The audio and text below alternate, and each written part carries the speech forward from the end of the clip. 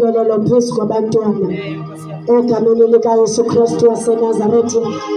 Sizala sifumbethe egameni likaYesu. Ikhona lento ivalele esandleni emntaneni egameni likaYesu. Ukwindawo kuyo ndicela sidale phezu kwabantwana ikhesi sizikhawule egameni likaJesu Kristu waseNazaretha. Ndizawucela ukubeka izandla phezu kweentloko zabo egameni likaJesu Kristu. uNkulunkulu akhulule intsikelelo phezu kwabo, amaphupha afezeke egameni likaYesu Kristu waseNazaretha. Ndicele wonke umntu eme ngenyawo sizawuhlonipha egameni likaYesu Kristu waseNazaretha.